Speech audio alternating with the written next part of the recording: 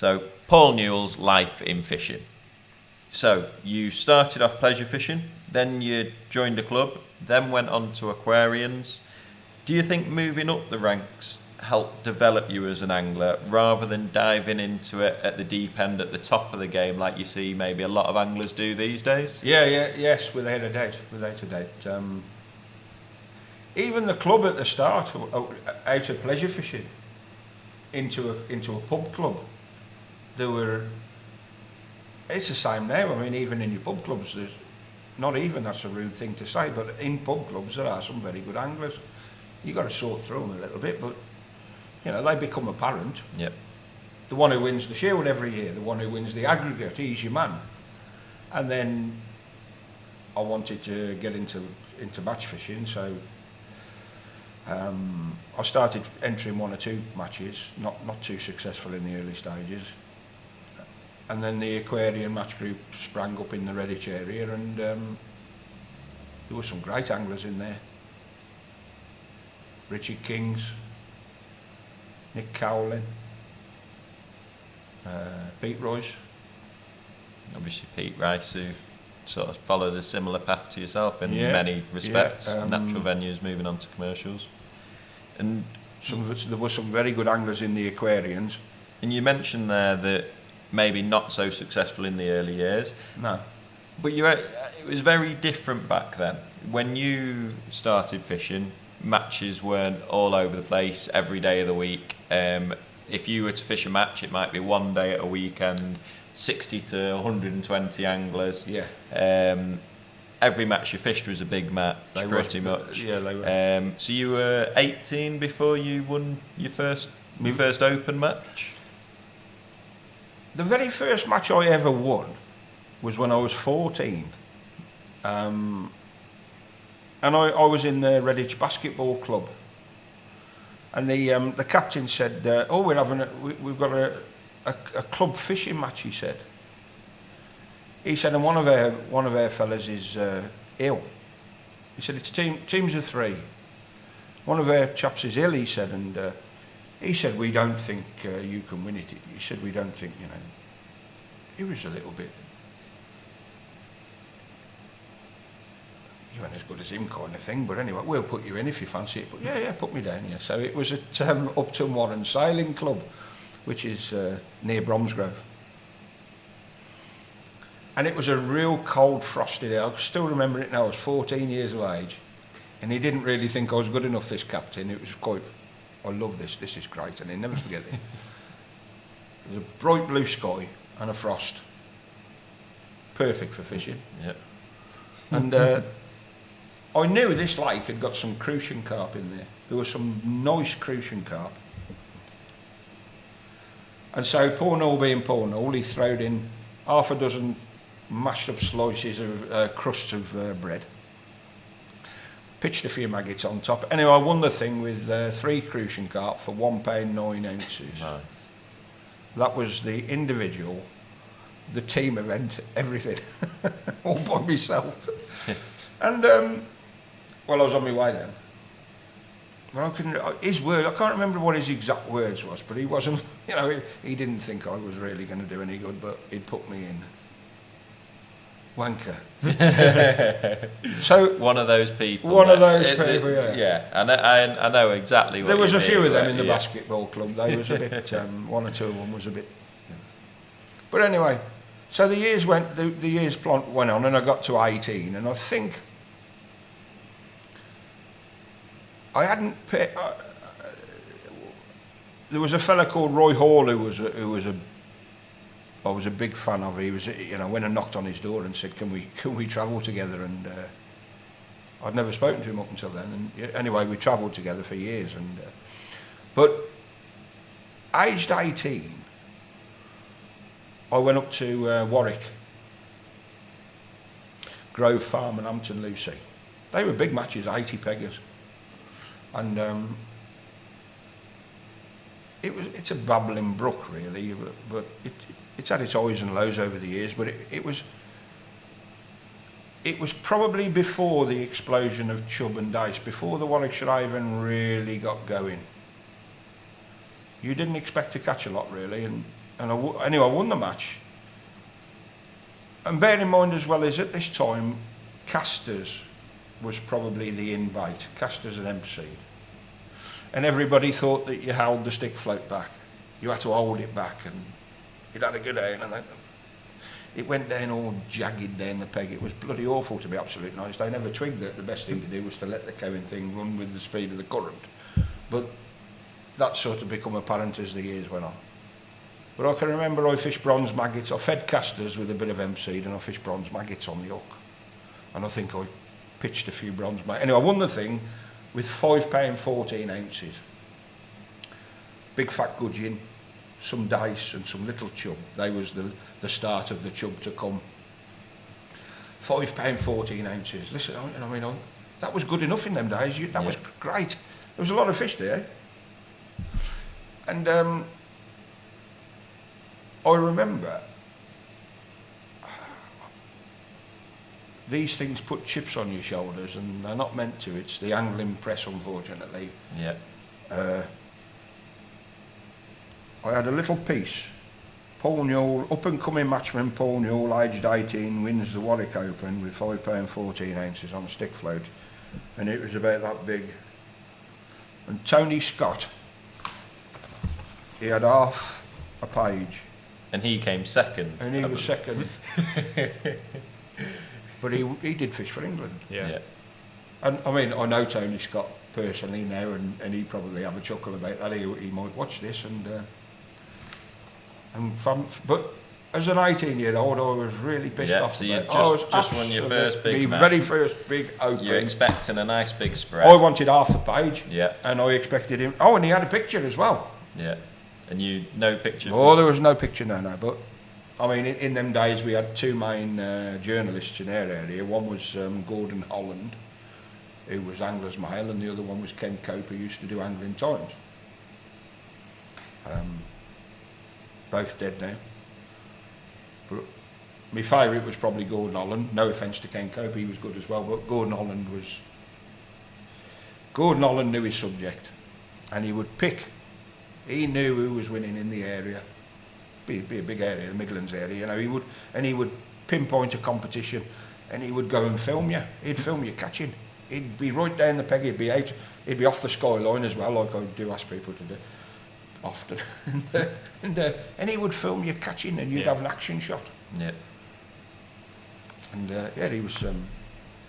So you won your first Open when you were 18. Won my first one when I was 18.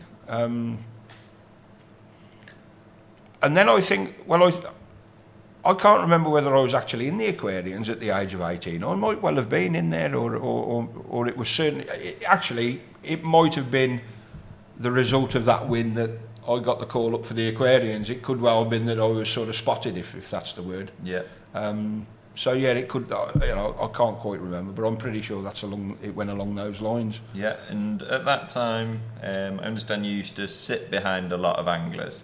A lot of the stars at that time. You used to sit behind them, learn from them.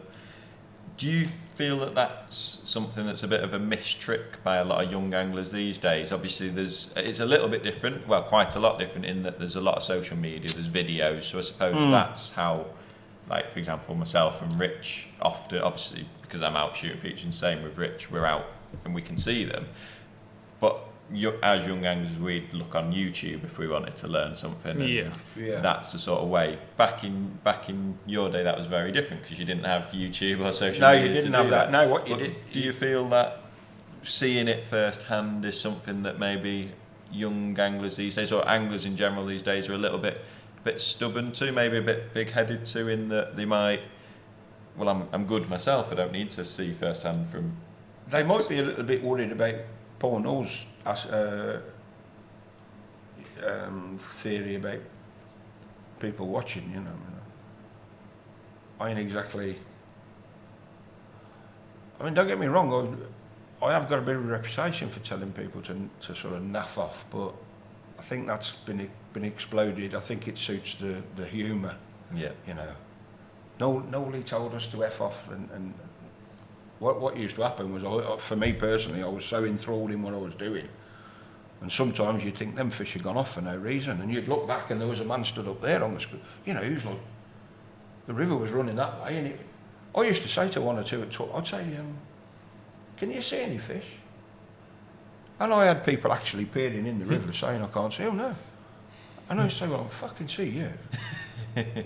They can see it, you know. Oh, and then they'd get sort of a few pegs down and they'd say, Paul Knowles just told me to F off. And I hadn't. I might have been a bit sort of a bit sharp. Yeah.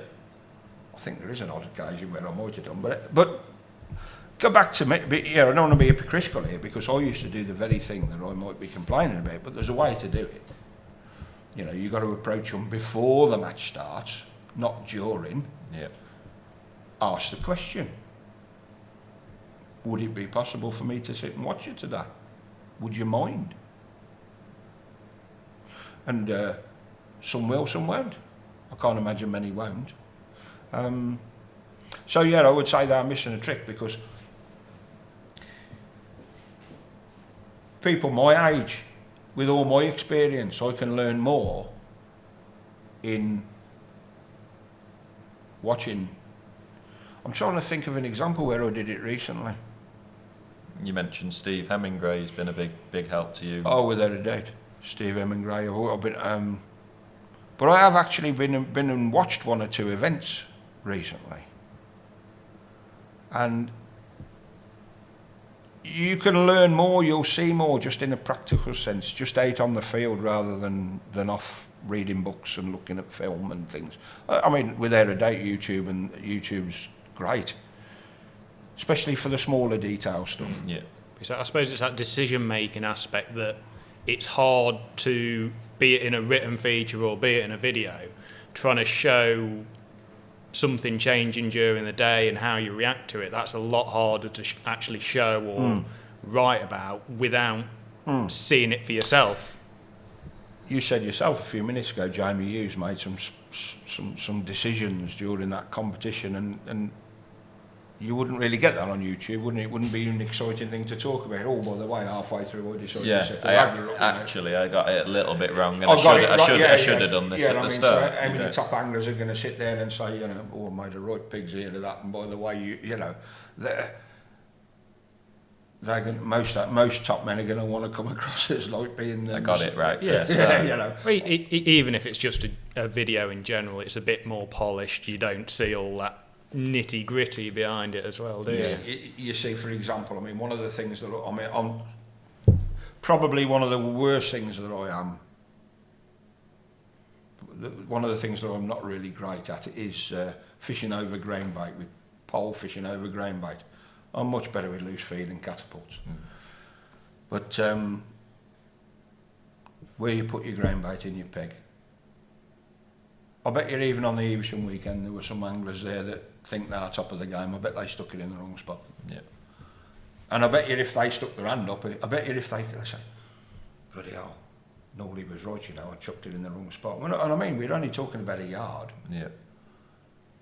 You know, like, you might have stuck your bloody grain bait where you can't see your float for a start. Or or you've chucked it too far up the peg, or even too far down the peg. And that can be different on the day. Yeah. I mean, I can remember, I know, I think it was Will Raisin said to Steve Sanders, he said, you know, in the practice, he said it was always best to pitch it right down the peg, and the fish would come above the ground. Sit above it. Yeah. Often He said, big roach. And on the bloody day I went and done it, on the one, I don't know what it was, somewhere. He said the bloody things wouldn't come above the ground. Yeah. They was at the back, and you'd got to put a bit more line in your rig. Yeah. So I don't know whether you could really get the nitty gritty of that by watching. No, I think Stuff that's like where that. watercraft comes into it all, isn't it? Yeah, seeing it and knowing how to react to those certain situations, isn't it? That like you saying then, I've just changed this, I've just changed that. Where you see, you might not be able to explain why you've done it, and it's just kind of an instinctive thing as opposed to a gut feeling. Yeah, this happened, so I need to. See, there's another thing there, and all that's vitally important in fishing. And I mean, I missed a trick years ago. There's no worse dinosaur than Paul Newell, I can assure you. From the point of view of not buying modern equipment and making, doing, mending. no roosts. I've got a few bits and bobs, and I'm really aware of it now at Bewdley, for example, where you got to get in the river on a lot of pegs, and you're up to your armpits in water, and you got whips. You got whips, a light stick float, an heavy stick float, a light waggler, a big waggler, a barbel rod. It's only a float-only match. And you think, the next, where am I going to put it? Now, I ain't never seen a YouTube video dedicated to where am I going to put it. And where am I going to put it when, hang on, there's a bush stuck up there. I ain't putting it in that direction. And there's a bush down there. I ain't putting it. Where am I going to put all this kit? Yeah. And so sometimes you could go and watch, physically be there on the bank and think, bloody hell, that's clever what that bloke done there. Look at that, I never thought of that. Just little things like that. Yeah. And I think there's too much took for granted, really, that people should. I don't know. I watch some of these young kids and some of these young fellas fishing, and they just got. Have they had it so easy, or are they just more intelligent? You know, they've got buckets with lids on, so when it rains, they'll ground out and get. You know, right? I suppose some of that's probably availability of tackle as well, isn't it? There's literally everything you can think of now. Someone's produced and has developed it and made it that you can just buy it off the shelf, whereas I suppose there's a lot more. There's a bit of that. But of course, the other thing as well is, like, do we think that everybody who's putting stuff on YouTube is 100% honest to the absolute? Do you think they keep a little bit under the belt? I think they must. I think all anglers must do, or even just certain anglers. It's so second nature to them that they don't even think to mention things that they just do off the cuff sort of thing, and probably not everything is mentioned on there. But then I don't think even if you sat and watched somebody, you would spot absolutely everything that they do as well. No. You'd miss things that. And I think there are some features that are total bollocks as well. Most that probably. people are just doing it to. But definitely, the question was to start. Do I think that some younger anglers are missing out? And well, I dare say there are some. I mean, it's all down to effort, isn't it? I mean, how much they want it. Yeah. The only thing I would say is you've got to concentrate more on how to earn a living than you have on fishing, because other than you ain't going to be buying a house if you're going to rely on fishing winnings. No. It's no use following Jamie Hughes' path. He's a one-off. Yeah. And speaking of that, the angling media availability of how younger anglers potentially get their information these days. Obviously, when you were younger, growing up, you didn't have all of that side of things. So speaking to anglers further afield and working out your own tactics and learning from other anglers was obviously the way that you would develop, and coming up with your own methods, your own tactics. I believe there was a situation where anglers on the Trent used to show you things and you'd then bring it down here, fishing maggots rather than casters and hemp you mentioned before. When did, obviously you're known for creating different things, fishing wagglers, creating wagglers. How important was that to your own fishing? Massive. Because you couldn't. I mean, bear in mind is when even at the age of 18, so I'm 63, I'm 64 this year, so we're looking at what, 46 years, are we? 18 to ago. Yeah. I mean, waggler fishing was in its infancy. It was just being thought of. I didn't think of it, but it was like, all of a sudden, what about this waggler thing then? What do we think about that? It was all stick floats and balsas and top and bottom fishing. This thing where you just clagged it on the bottom, you thought, what on earth? And people used to think it was right for catching fish like shallow and on the drop, and all you stuck down the line was 3 number 10s. And then, as the years progressed, the sky's the limit with the thing. But that was how we used to think. And you didn't know any better. And I mean, I think you can't buy. Have you been in a tackle shop lately and seen any peacock quill? No, not these days. See, you you're don't see it, chuckling. do we? You think I'm mad, you do, but No, I remember we used to, when I worked in a tackle shop up north, we used to have some peacock quills every under the closed counter. season, every closed season, you used to go to the tackle shop. It was one of the things to do. That was so you'd got studying your rods, so you was checking all your rod rings. Well, a lot of the rings we used to have was hard chrome. There weren't any centre. There was nothing in them, just hard chrome. So you'd got to go through your rod and have a little look. You used to get a bit of line and wind it round. You're looking for any cracks Snags or where the line had put a groove in it. It used to physically put a groove in it. So it was like probably get your rods centre right away, have them re-rung, or give them to somebody who could do it, or do it yourself. Well, you know, I could stick a ring on. It's all right, like, you know, it ain't quite the standard what these wonderful people do now, covered in loads of lacquer and all that. But anyway, that's what we used to have to do. And one of the things was to go to a shop and buy some peacock and have a fanny about with that and make your own wagglers. And stick floats when I started was in their infancy.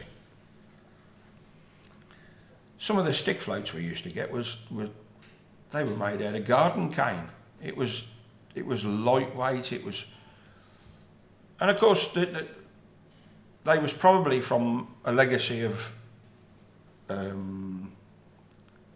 Benny Ashurst, and those people that was using casters and with the idea that you was going to catch on the drop with these stick floats. So you didn't need a heavy stick float, and I suppose maybe the fish was coming fairly close in them days, but what I wanted was, I was absolutely enthralled with the idea of stick floats that would perhaps cock quicker, stick floats where you could perhaps hold back in the flow. I know I frowned about it in our conversation early on, yeah. but at this time my head was buzzing, the potential. And when you think about the body shapes of floats, the same thing comes into pole floats, doesn't it? The shape of a body of a pole float. I think at the moment we're stuck on an egg, a body down pole float that everybody waxes lyrical about it. And I've got to be honest, I use them sometimes. I think these are shit. These are fucking things shit. You get to that Meadowlands, and you put a float on, and it's a body down thing, and it's blowing a friggin' hoolie, and you're like, and then it starts towing because it goes up that way. It's going like a bloody river, yeah. And you think, oh, that's a bag of shit that float is. And everybody else got one on, and I got a feeling we are stuck. I might be wrong here, but it's a little bit of an intuition that I got. We are stuck on some real crap pole floats I do, and I think it's, well, them Italians use it, and they use it, and Colmick makes them, and you know what I mean? Yeah. I don't see any great innovators in pole fishing these days. I can remember there was an Italian float come out of Shakespeare factory with it had a bit of a shoulder on it and a little bit of balsa coming up before it was almost like a shouldered stick float, yeah, with a bristle in it. And I can remember using one of them at Twyford Farm, and it was absolutely fantastic, this thing. And I talked to one or two people about it, and I didn't get much of a response. But I can remember all of a sudden some bloke used one on the Witham. And he said, has anybody got any of these? He said, they're bloody absolutely fantastic. And then Shakespeare's only bought them for a bit, and they're gone. I've never seen one since. Yeah. I mean, if I wanted to, I could make one. But if you tried making a pole float, it's a pain in the arse, isn't it? Yeah. But especially when it's not a standard shape, is it? Well, you see, that leads me. I could tell you where. This leads you to where when you're in a top team, or you're rubbing shoulders with other anglers, you can bounce off ideas. And Kenny Joy he said confirmation is a wonderful word.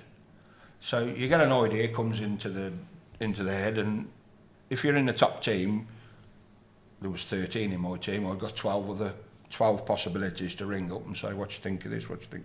So this was when you were with, you're 13, that was when you got asked to fish for super team at the time?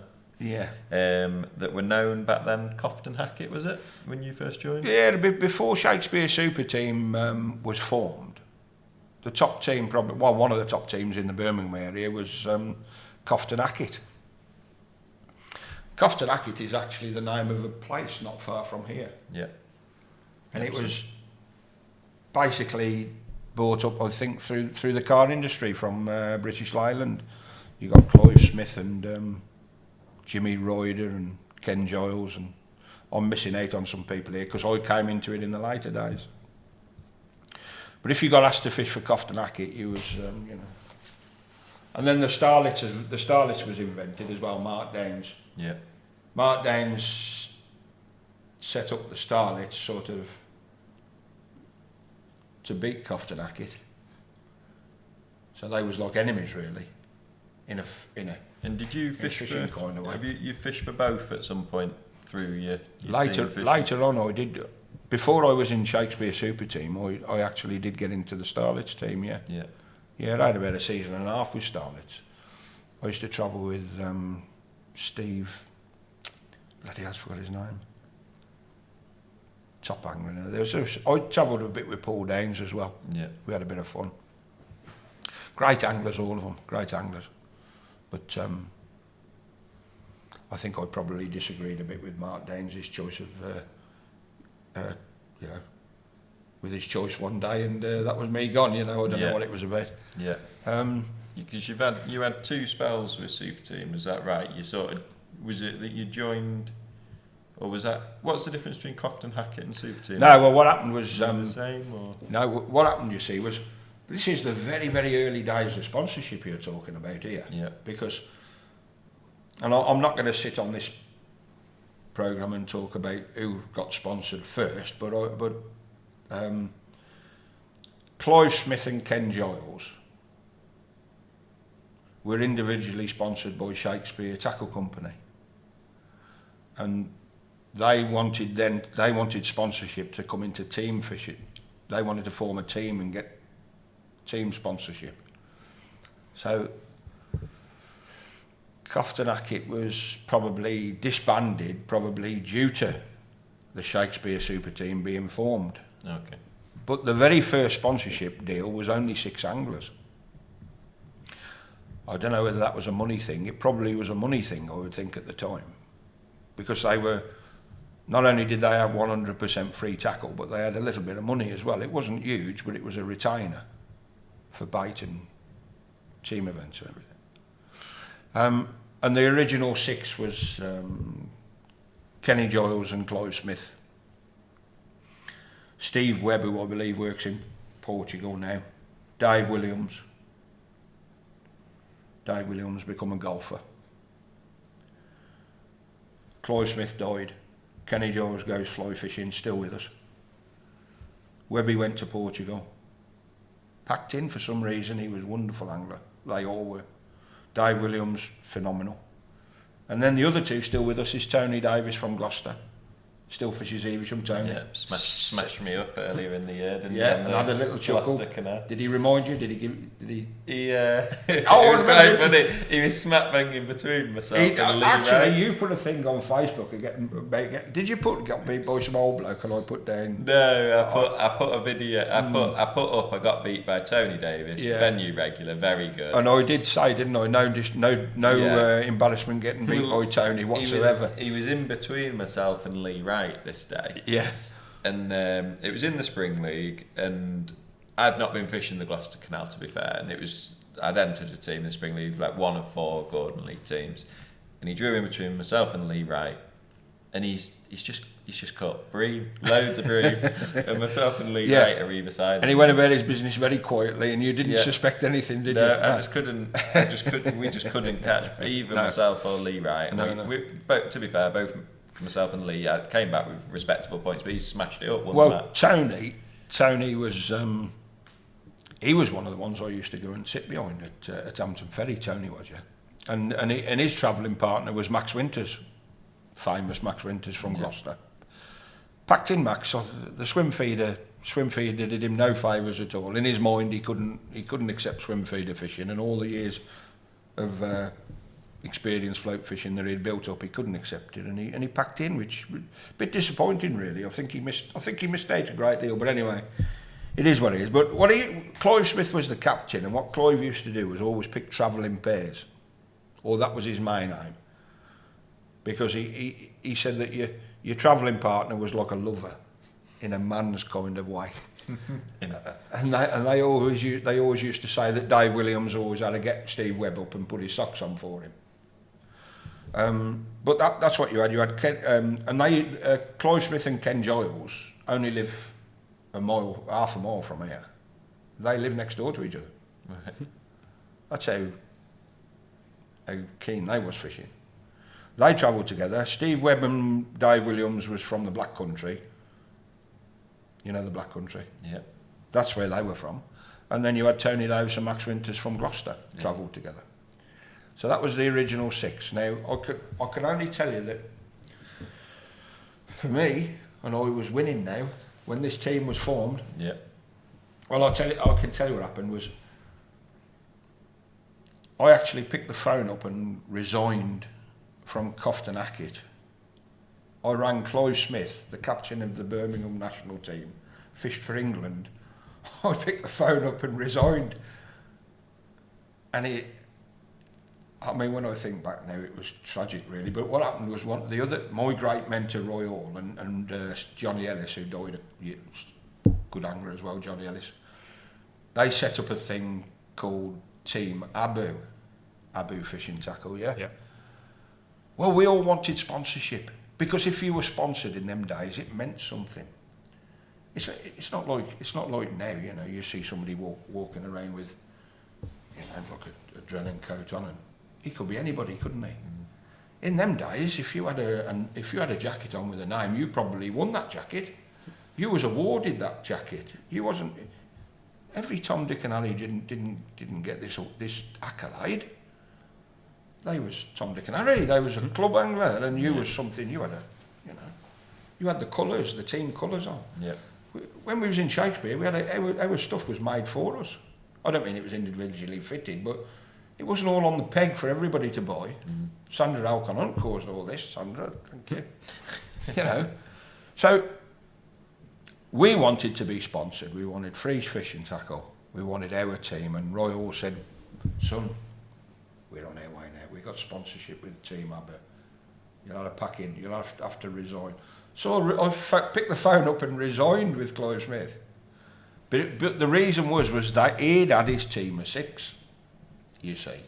So we was expected in the early days to fish. There was still Cofton Hackett was sort of still on the go, but there was the Shakespeare 6 was still fishing with us others in the Cofton team, and I mean, I've got to say, I was pretty envious. I wanted it. Yeah. I wanted it bad, and I was winning nearly as much as them. Not quite. And I was sort of, and I did think to myself, I can't take one of their places, so I can't get in. That was how I thought. Yeah. So I went to Team Abu, rung Clive up. Clive said, "You're making a big mistake, son."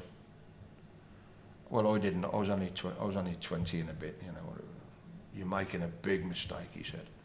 "What's the mistake, Clive? I wanted to know now." "Well, Abu won't last," he said. "You're making a big mistake." And now I'm much older and wiser. I think what he meant was we're in the realms of increasing this team to 12 and you will be in it. And I more or less shot myself in the foot at that time. Yeah. So you'd left them. We did have some success with Abu, but you know we did beat them. We did beat Shakespeare on odd times, but I mean we wasn't a match for them really. And then for years, well, unfortunately, what happened was Clive got cancer and died. I think he died with bowel cancer, which was very sad, and it was linked perhaps to Chrysadine Doy. For bronze maggots. Bronze maggots. He had his own tackle shop in Rubery, where Scotty still runs the shop now. Was never proven, but you know, he was plastered in the stuff. Yeah. But anyway, he sadly died, and then Kenny took over the captaincy of the Shakespeare Super Team, and it did increase to 12. But of course, what I've done now is I've sort of put myself out of the picture. And I watch different people getting picked. For me, Shakespeare Super Team was everything in my area. Or Starlets. Well, I'd had a little spell with them and that was ended. But Shakespeare Super Team, they were sponsored, they were paid anglers as well. Or you had a retainer. And that meant that would be as big as Barnsley in the north, Yep. Dorking in the south, Keenet's west or whatever, you know. But Shakespeare Super Team was right up there. And I wanted it badly. And when you visit the tackle shops and people say, you'll never get in the Shakespeare team because of your attitude, you got too much to say, you wouldn't represent that tackle company, and you think, you want to ring his through? Yeah. And the people that told me that, and I used to win and win and win. And what I did know, I thought, you won't get in the Shakespeare team if you start chuffing and guffing and moaning. So I didn't, and I took no notice. And I just went fishing, and what I also did was I went fishing reasonably tidy. Something that I knew Kenny Giles was particularly keen on. You didn't get in the Shakespeare team by being a scruffy get. If you went to a fishing match covered in filth, couldn't be bothered to go home and get changed, you wasn't going to represent Shakespeare tackle. And I ain't saying that I got dressed up poncy or anything like that, Yeah. but I was reasonably tidy when I went to fishing matches, and I kept my thoughts to myself on who was picked in front of me. And the years went on, and I thought, in the end, I resigned myself, I'm never going to get in. And then me and Dave Harrell had a battle for a thing called Matchman of the Year. Yep. And he beat me, didn't he?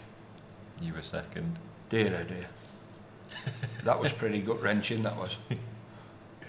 I've never forgiven him to this day, he knows this. We are friendly, but it's you know, there's an edge underneath, Yeah. you know. Yeah. He knows this.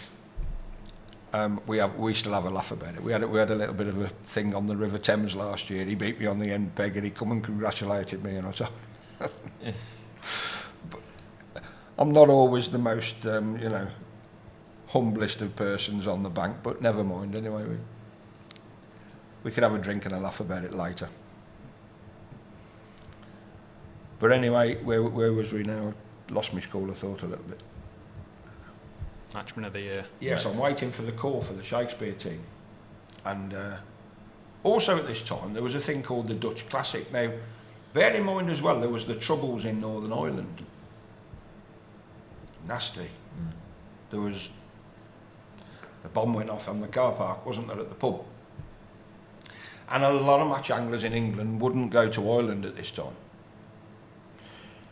I don't think I was particularly affected by it, but the Dutch thing seemed more me. I don't know why, but it did. Probably because you could park behind your peg, I don't know, even at that age. But when me and Dave Harrell had the battle for Matchman of the Year and I was second, the angling press used to stick money in, you know. It was a funny thing then, you know, they used to have loads of money. Or they put it into fishing, sponsors and things, and there was a gathering of the top 6 anglers in the country on that particular year. Me, Dave Harrell, Dave Berrers, Keith Cotchie, Jimmy Byrne, Steve Conroy, in no particular order. We were the top 6 in the country in Matchman of the Year. And those matches were 60 pegs as well, you know, to qualify. 60 pegs to qualify. That would frighten most to death these days. Where are you going to find a 60 pegger every weekend, every Saturday, Sunday? Only Partridge Lakes.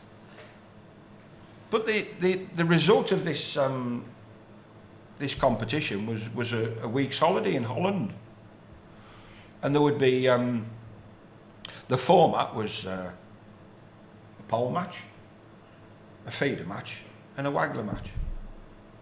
3 days, and we would find out who was the champion of champions. Now I was really cheesed off actually about this because we already knew who the champion was. It was Dave Arrow, wasn't it? There was never going to be a champion of champions. That was just the press wanting to just glorify it, make something more out of something. What Arrow was the winner, I was second, and then the others was wherever they come. So it wasn't a champion of champions, it was humbug. But it was a very nice free holiday. Thank you very much, Anglers Mail. And Colin Mitchell come with us as well, and Kenny Jaws come. And real funny story. I hope you got time for this funny story, but it was great. So he goes over on the ferry, and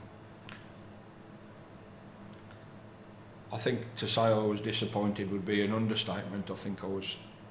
We talked about how long it takes me to get over disappointment now, but I think, like, was it 20-something years later? I don't think I'm over it yet, but mostly, but, you know. So, you don't remember who comes second, do you, very often?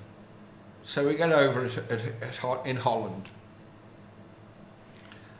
And the first match was the waggler match. Now, that was supposed to be my forte. I didn't get to second in Matchman of the Year pole fishing on the Warwickshire Avon or these rivers. It was 99.9% stick float, waggler, feeder. I actually did score some points on the pole somewhere, but I can't think where it was. It doesn't matter. They had the waggler match on a 30-metre wide canal, and Dave Betters won it on a pole with a Billy making canal grey, feeding pinkers and ground bait. On the waggler match. That's no word of a lie. What, on a technicality, what was he doing? Fishing a waggler on the pole? Yeah. And that was allowed? Yeah.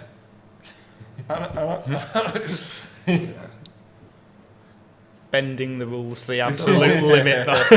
You could fish a pole float on the waggler.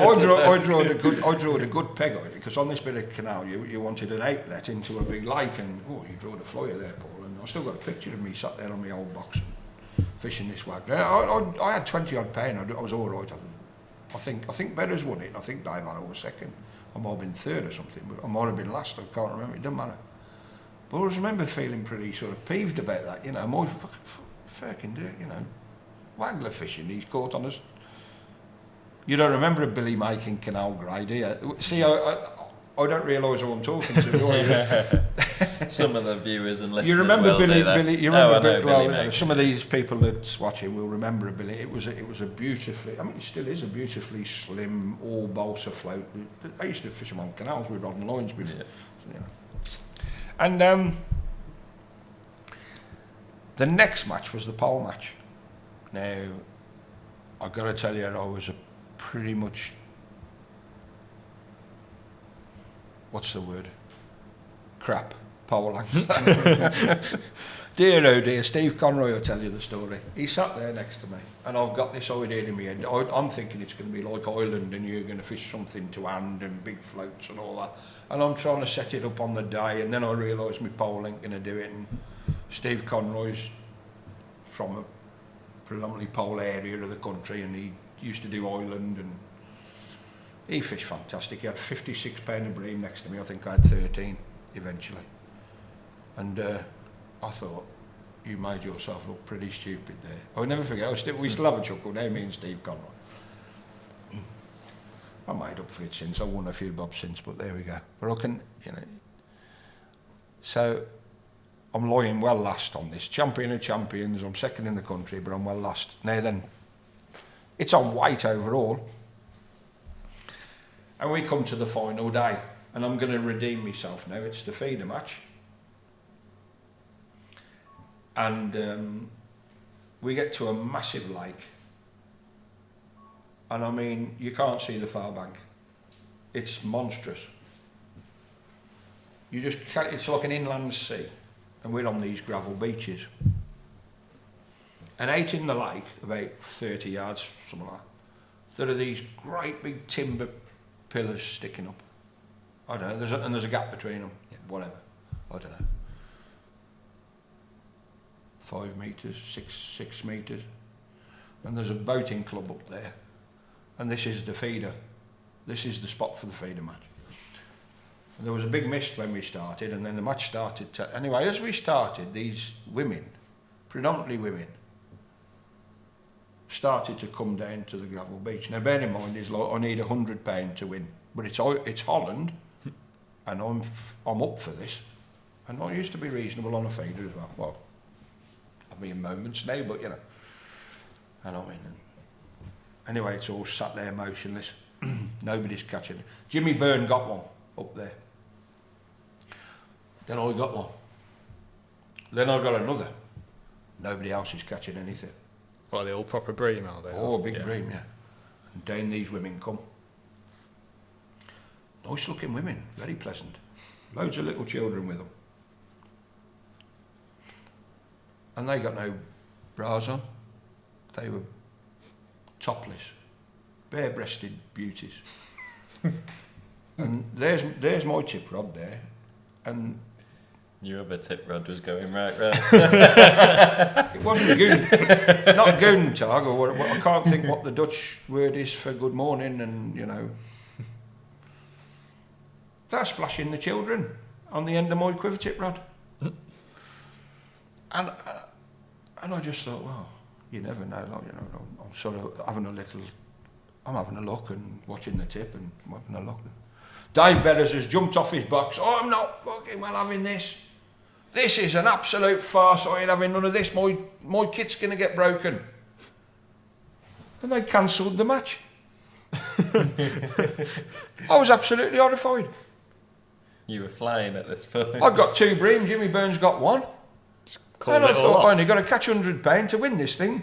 A little bit naive, like that, but, you know, great. What? God, I was horrified. They just sort of cut the legs from under me. I was last. I was well last. Yeah. And we came back and we fished the Vaughan's Canal on the way back to the ferry. And I thought, I'm still like a pole novice, big time, but I thought, I don't know what's in here, but anyway, I'm going to fish this thing to hand. Ground bait and casters. God, it was absolutely phenomenal. There was great dog roach and hybrids and everything, and the cameras was filming Kenny Giles. There was Colin Mitchell and I'm thinking, well, I'm the star. What are they filming him for? But he was captain of the Shakespeare super team. Yeah. I'd sort of, what's the word? My idea of importance was sort of quashed a little bit. Yeah. I fucking emptied it. I really emptied it. What a bit of fishing that was. It ain't like that now, is it? Your one moment and they missed it. And they filmed Kenny Jones, couldn't believe it. And I thought, well, I'm lasting. So anyway, I come back from the ferry pretty despondent. So I've lost Matchman of the Year. They filmed Kenny Giles and they cancelled the match when these bathing beauties come out. So 2 weeks later is the Sea Link Classic. More of it, Hilversum round there. Right? And I thought, I'm going back. So said to the girlfriend then, Debbie, fancy, yeah, off we went. Kenny Giles come as well. And off I went and fished that. And I won a couple of sections. I didn't do any good in the festival. I won a couple of sections, went up for an hand clap and all that. And the week after I come back, I got a phone call. Just sat there in my house, not just pondering on things. Not. Paul. Is that Ken Giles? It is. I've got to have you in my team. Got to have you in the Shakespeare super team. He said, anybody that wants it that bad, he said, got to be in my team, he said. And that was, and at that time, you know what I thought? Can you think what I thought then? Go on. You know all them people that I met in the tackle shops? All the ones that said, your attitude and you know, you'll never get in this. And I thought, you can all fuck right up. You horrible bastards. Got you. Eventually you did it. I got it. It's kind of a bit of a theme, isn't it? As soon as someone tells you you won't be able to do Like something, red that's rag like, to- yeah, on it. And Kenny said to me, because we had this discussion, and he said, there's only two things that he said. There's one thing I want you to do your absolute best for the team. He said, you just got to be aware, he said, that you're representing the fishing tackle and be cautious what you're saying. Be honest, but you've got to be reasonable. He said, but one thing I don't want you to do is I don't want you to try and change your personality. He said, I need Paul Newell fishing for me. I don't want somebody dumbed down that's trying to change his personality. He said, just be yourself, he said. And that's it. And I had 7 years with Kenny Giles and a couple of years with Jeff Perrins, but 7 years under Ken Giles. And it was fabulous.